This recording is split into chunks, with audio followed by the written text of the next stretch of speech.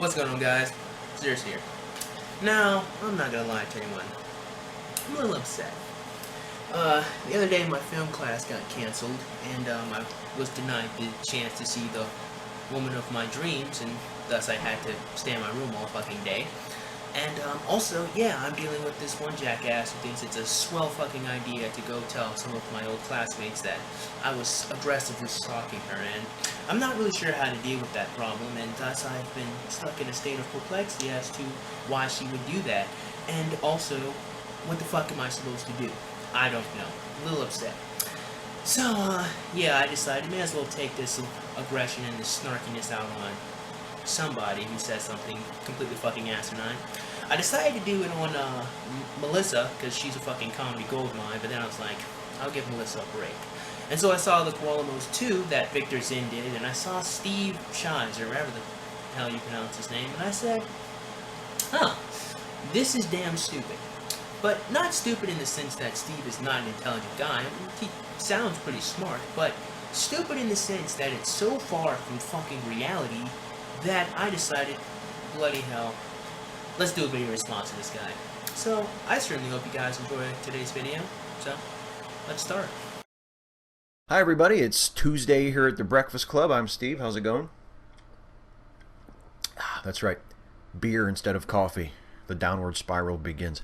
I had some thoughts about a picture that a friend of mine shared on Facebook the other day. I'll show you the picture. It's this picture right here. It's taken from, apparently taken from a sign on the LA Metro, and it reads, respect to our women passengers, please refrain from the following: staring, masturbating, following, unwanted touching, unwanted conversation, asking women where they're from, and then the little fine print down there says, these actions create an unsafe space. I'm gonna have to stop you right there. Because some of the stuff on that list sounds, how do I put this? Ridiculously mundane, you know?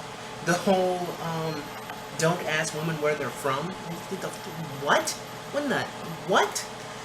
Sounds like someone's being hypersensitive to me, that asking where someone is from, you know, having a conversation with an individual you're going to be sitting next to for the next 30 minutes to an hour is just so freaking uncomfortable and unsafe that you have to put it on a sign.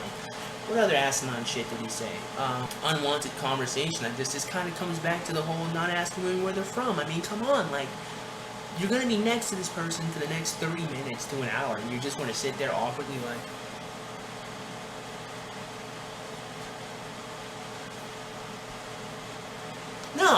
No, we're human beings. We crave attention, we crave interaction with each other. So if I don't understand why you would put that on a list, that you shouldn't talk to females because they're females on a transit because you make them feel unsafe. How the fuck does that make anyone feel unsafe? I don't know. The whole masturbation thing is just really weird to me. I mean, I guess some people have done that, which is disgusting.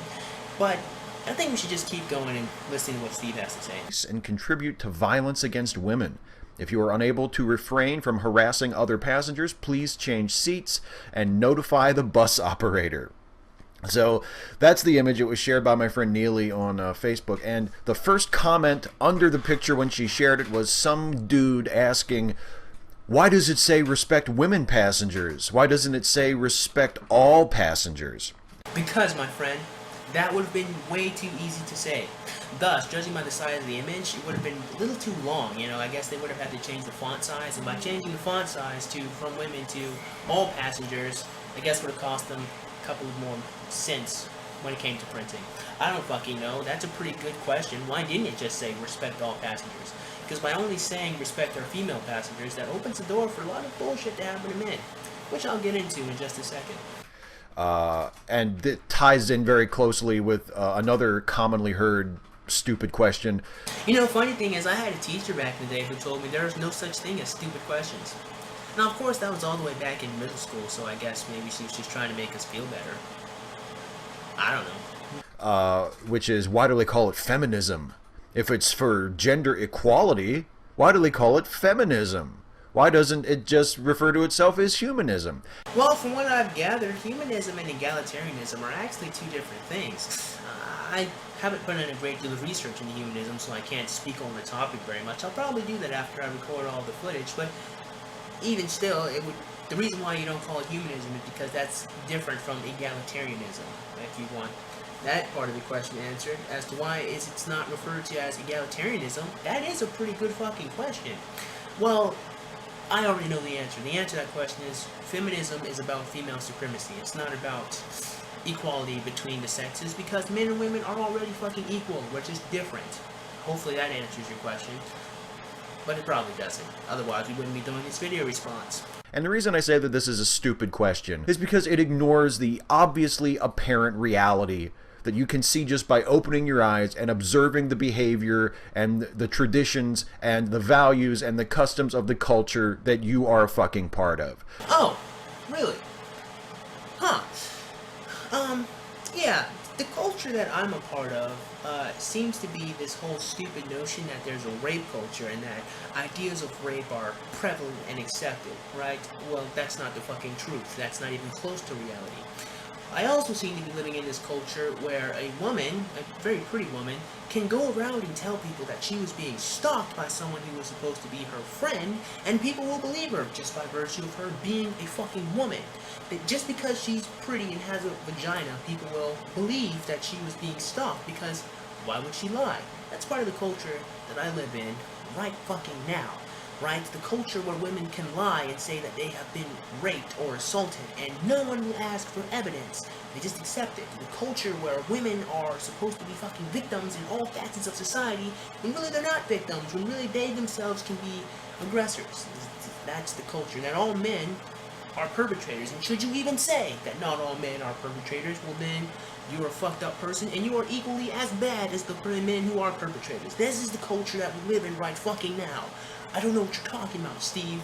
The reason why it's called feminism, while advocating for gender equality, is because females are the gender that are the underprivileged, underserved gender.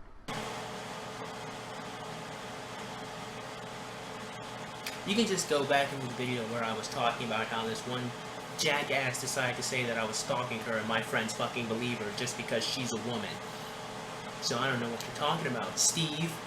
You attain gender equality by advocating for the rights of the underprivileged gender. Do you see how this works? No, Steve, this isn't a fucking math equation. Even if it was a math equation, when you're doing algebra, whatever you do to one side, you do to the other side any fucking way. I guess you're trying to refer to this as if it were some kind of a seesaw. However, this wouldn't work, because by giving rights and privileges to one side of the group will always end up detrimenting the other, depending on the rights and the laws that you create, of course. So, with that fact, pin being right there, no, that's not how it works. You do this, you fix individual problems with individual solutions. You don't cause a whole social movement to fix mundane shit just because it's mundane shit, okay? Like, feminism is like the solution to first world problems, right? Which, honestly, are just shit that no one should be complaining about. So let's keep going. It's the same reason why we call it the gay rights movement. It's not because we think gay people deserve to be better than straight people. It's because gay people are in the inferior position and we want to raise them up to equality. That's how you attain equality. No, it's not. Among other things, it's not really like gay people are in any position worse than regular people, and people should really stop referring to them as gay people as if the fact that they like the same sex is the only part of their identity that matters, right? Let's just save that for another video entirely. Even then, it seems like a lot of the things that gay people fight for is the right to marry, and they already have the everything but law, and more than that, 27 states, I think it's 27, maybe it's 28, I don't know, already allow gay marriage. You know, it seems to me that the whole fight for equality when it comes to gay people is just the definition of a fucking word being changed. Anything other than that, with the whole, you know, people make fun of gay people or people discriminate against gay people, it's just discrimination itself, which is just a battle that we should be fighting overall. We should just be smart people being made fun of for being smart, the same way people get made fun of for being black, and all that other stupid social justice warrior bullshit. I don't know. Gay people aren't in any underprivileged area. They only make up 3% of the population, and people seem to be pretty fond of gay people now any fucking way, so, yeah.